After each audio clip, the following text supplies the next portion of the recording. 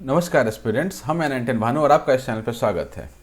दोस्तों, इस वीडियो में हम लोग 40 क्वेश्चन का जो सेट था नेटवर्किंग का, उसका हम लोग थर्ड पार्ट देखने वाले हैं। ठीक है, 21 से 30 तक। ठीक, तो उम्मीद है आप लोग को पसंद आ रहा होगा एक्सप्लेनेशन और जो क्वेश्चंस हैं और उनके जो लेवल है। लेवल थोड़ा सा बोल सकते हैं इंटरमीडिएट से ऊपर है। ठीक है, बहुत इजी लेवल का नहीं है ये सवाल सब, क्योंकि थोड़ा डेप्थ में घुसना पड़ रहा है नेटवर्किंग के चैप्टर्स के। लेकिन बीपीएससी तो कुछ ही पूछ सकती है, तो ये बहुत ज़्यादा हाई लेवल नहीं है। मतलब जिनको लग रहा हो कि बहुत ज़्यादा हाई लेवल हो रहा है, वो नहीं है। अगर लग रहा है आपको, तो अब अभी के लिए इस जो आंसर्स हैं या जो क्वेश्चन हैं उनको समझ लीजिए जितना भी समझ में आता है, और एटलीस्ट सीधा सीधे अगर उठ के आ जाता है एग्जाम में, तो आप उसको आंसर मार पाएंगे। ठीक, तो आगे बढ़ने से पहले एक दो बातें। पहली बात तो ये कि मेरे डिस्क्रिप्शन में आपको सारे प्लेलिस्ट के लिंक मिल जाएंगे। क्लास 11 कंप्यूटर साइंस जो एनसीईआरटी है, उस पर मैंने वीडियो बनाया हुआ है। तो पहले 4-5 वीडियो से तो सीधा सवाल उठ के आया था, तो उसको तो आप देख ही जाइए, कोई ऑप्शन नहीं है वहाँ पर। दूसरा क्या है कि Python is not expected to come, but still आप एक दो वीडियो देख लीजिए कि बहुत बेसिक बातें जो हैं आपको पाइथन की पता हूँ। ठीक है, उससे क्या होगा कि अगर जस्ट इनकेस एक आध सवाल डाल दिया तो आप उसके लिए लड़ने थोड़ी जाएंगे। ठीक है ना, क्योंकि अलग से कोई सिलेबस ऐसा बोल के तो बोला नहीं है ना। और क्लास 11 के एनसीईआरटी में है, तो बनना नहीं चाहिए। लेकिन अगर आ गया जस्ट इनकेस, तो थोड़ा हमको अलग से तैयारी करके रखना पड़ेगा। कुछ तो अलग करेंगे तभी तो हम आगे बढ़ेंगे। ठीक है, और नारा इस बार का क्या है, अब की बार 100 पार। ठीक है ना, सभी लोग 100 से ऊपर स्कोर करने का प्रयास करेंगे। ठीक, और आप सेफ साइड में रहेंगे, किसी भी कैटेगरी में हो। Category doesn't matter. आप क्या है, आप बच्चों को पढ़ाने जा रहे हैं। ठीक है, तो आपके पास जितना ज्ञान होगा उतना बच्चों को फायदा होगा, अगले जनरेशन को फायदा होगा। तो उम्मीद है कि सब लोग 100 के लिए स्ट्राइव करेंगे, एटलीस्ट 100 के लिए, 100 से ऊपर जितना आ जाए, है ना। तो एक दो चीज़ और इसमें कि मेरा टेलीग्राम का आईडी आपको डिस्क्रिप्शन में मिल जाएगा, वहाँ ज्वाइन कर सकते हैं आप नोट्स और वीडियो अपडेट्स के लिए। ठीक है, इंस्टाग्राम आईडी मिल जाएगा, वहाँ आप सीधा ही ज्वाइन कर सकते हैं। और यूपीआई आईडी मिल जाएगा, जहाँ पर आप जितना आपको इच्छा हो डोनेट कर सकते हैं, सपोर्ट कर सकते हैं। ठीक है, कितना से कितना कर सकते हैं, 1 रुपये से लेकर इनफाइनाइट तक। ठीक है ना, 1 रुपये मिनिमम है ना यूपीआई के लिए, तो एक मिनिमम तो रखना ही पड़ेगा।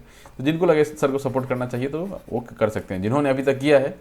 ठीक है, तो उन लोगों को तहे दिल से धन्यवाद। और जो हैं, जो नहीं किए हैं, तो अपना थोड़ा मन बनाइए, है ना। तो और बढ़ते हैं फिर अपने टॉपिक पर। प्लीज़ सब्सक्राइब और शेयर करें। ठीक है, दोस्तों को भी बताएं, पसंद आए तो लाइक कीजिए। ठीक है, और कुछ कमेंट कीजिए। अच्छा हाँ, एक और चीज़ मैं सोच रहा था कि नेटवर्किंग का एक रिवीजन वीडियो बनाऊँ। एक तो नहीं हो पाएगा, अब टॉपिक बड़ा है। तो आप ये बताइए कि बनाना आप चाहते हैं उसको देखना या नहीं देखना चाहते हैं। अगर मेरे पास सफिशिएंट ये आएगा कि बनाना है वीडियो, तो मैं बनाऊंगा वीडियो। एक वीडियो का आप कितना लेंथ एक्सपेक्ट करते हैं, ये भी आप डालिएगा कि भाई सर मैं ना 20 मिनट 25 मिनट से ज़्यादा नहीं देख सकता, सर मैं 30 मिनट से ज़्यादा नहीं देख सकता, 40 मिनट से ज़्यादा नहीं देख सकता। तो वो आप एक लिमिट भी बताइएगा, तो उसी हिसाब से मैं उस जो ये पोलिंग होगा कि मैं नेटवर्किंग का रिवीजन वीडियो बने और कितने लेंथ का बने, तो आप मुझे ये कमेंट सेक्शन में बताइए। ठीक है, चलिए आते हैं टॉपिक पे। हमारा पहला सवाल आज का है, what network utility uses the time to live TTL field in the IP header. ठीक है, to elicit ICMP error messages. ठीक है, तो एलिसिट का मतलब क्या होता है, निकलवाना, एक्सट्रैक्ट। ठीक है, इसका मतलब होता है एक्सट्रैक्ट। निकलवाना मतलब यार उससे सामान निकलवाओ। ठीक है, उससे ये बात निकलवाओ, है ना। तो इसको एलिसिट हम लोग बोल लेते हैं, राइट।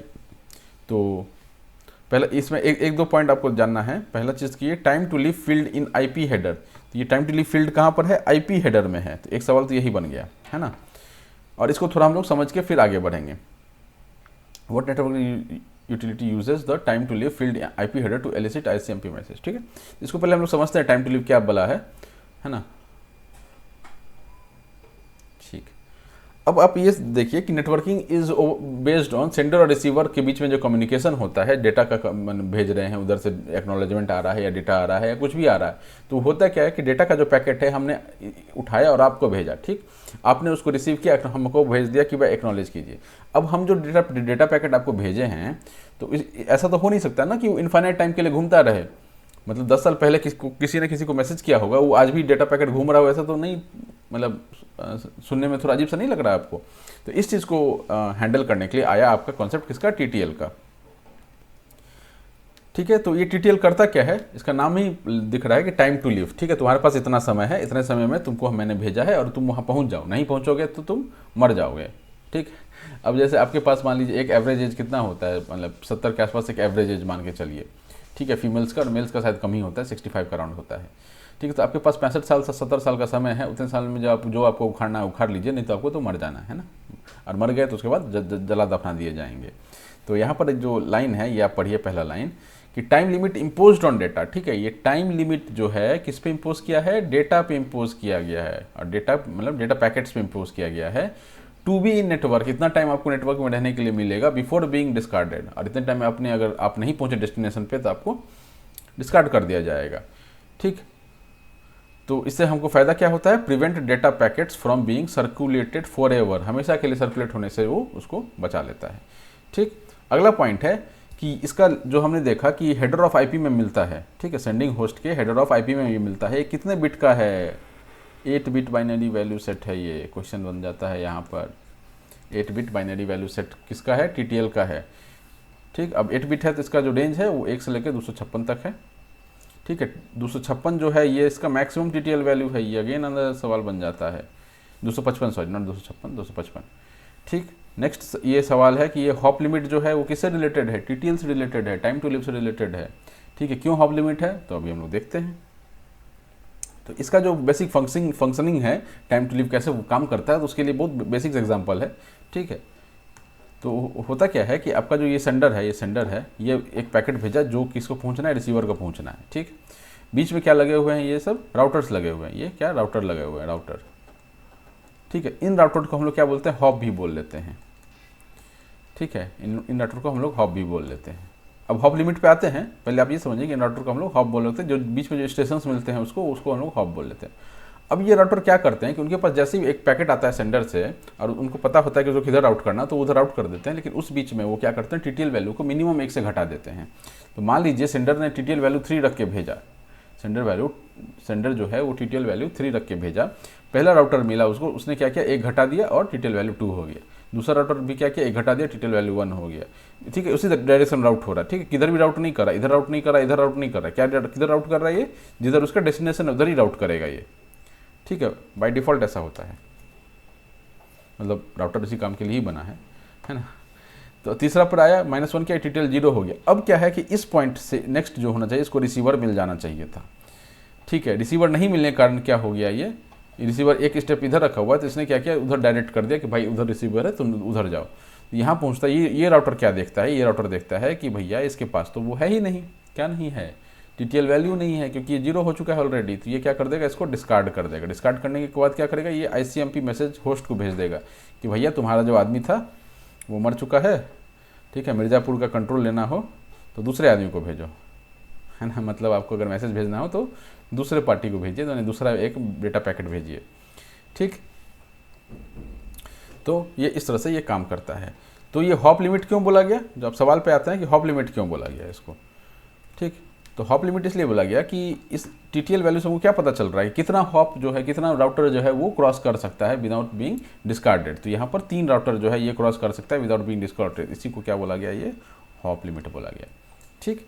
तो अब ये सवाल आप याद, यहाँ भी एक सवाल बन जाता है कि हॉप लिमिट किस चीज़ से रिलेटेड है, तो टीटीएल से रिलेटेड है, ठीक। कितने सवाल बन गए, 4-5 सवाल तो बन ही गए होंगे, है ना।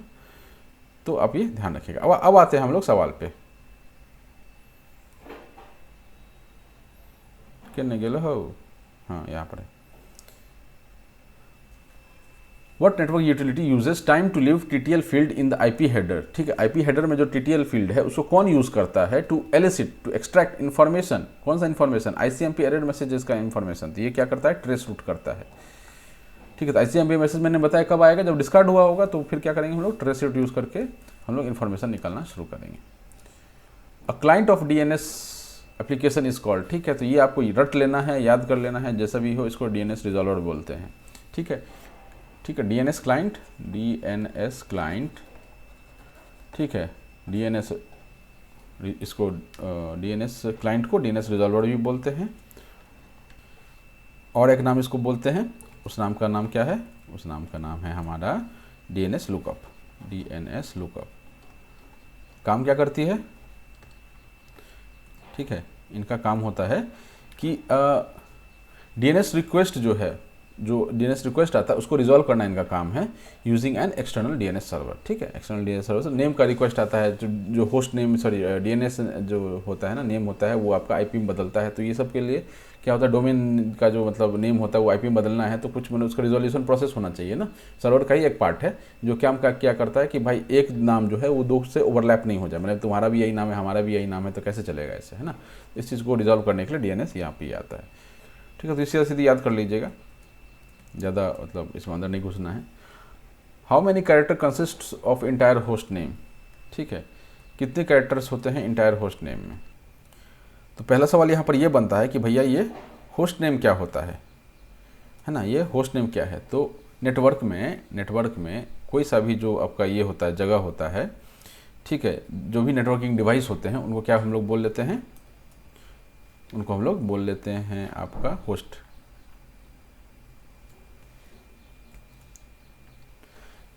बेसिकली ये एक लेवल है, जो भी नेटवर्क में डिवाइसेस होते हैं उनको ये दिए जाते हैं। ठीक है, तो कितने कैरेक्टर्स के हैं ये, 255 कैरेक्टर्स के।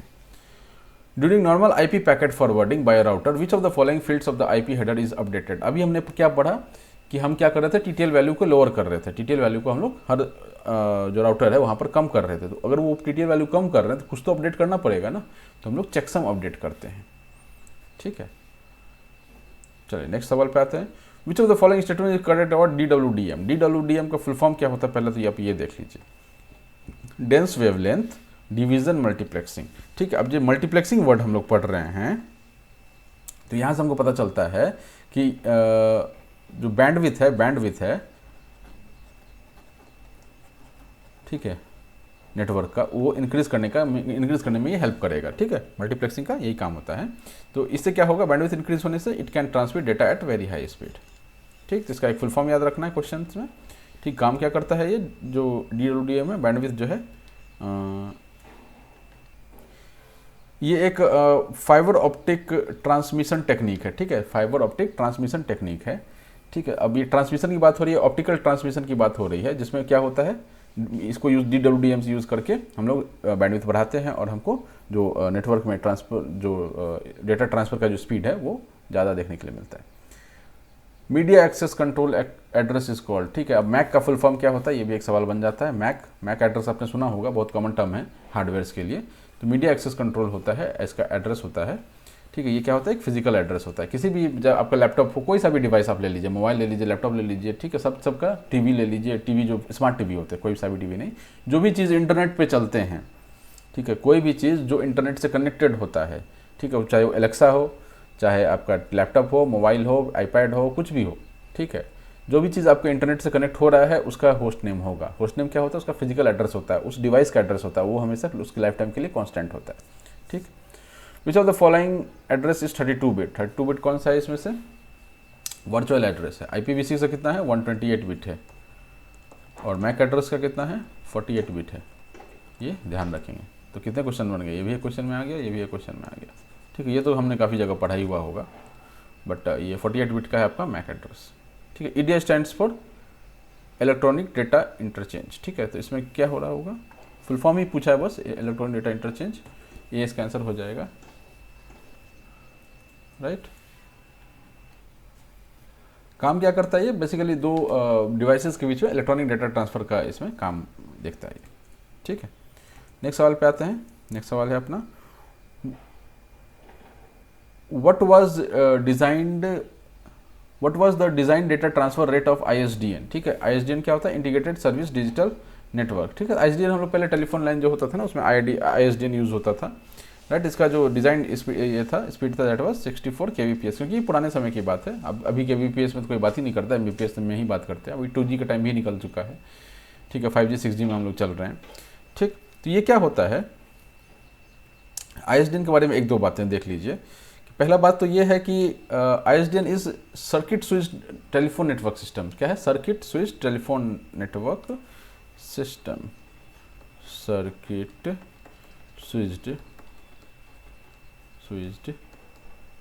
Telephone network system.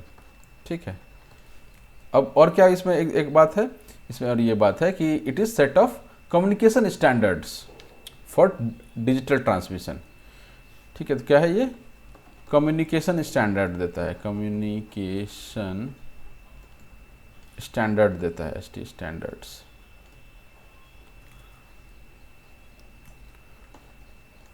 For digital transmission. ठीक है, ट्रांसमिशन। ठीक, मतलब एक कुछ बोल सकते हैं कि एक रूल टाइप का चीज़ है जो उस चीज़ को गवर्न करता है। ठीक है, तो आप कम्युनिकेशन स्टैंडर्ड में क्या हो सकता है, ऑडियो फाइल भेज सकते हैं, वीडियो फाइल भेज सकते हैं। ठीक है, या फिर और कोई नेटवर्क रिलेटेड डेटा जो है वो आप इसमें भेज सकते हैं। लास्ट सवाल है अपना ARPANET। ARPANET का full form advanced research project agency network. ठीक है, तो ये आपको याद रखना है, दिस इज इंपॉर्टेंट। ठीक है, तो ARPANET के बारे में एक दो बातें। ठीक है, पहली बात तो ये कि world's first packet switching network जो है, और world first in the world to use TCP/IP model. ठीक, क्या है, world's first packet switching network. ठीक है,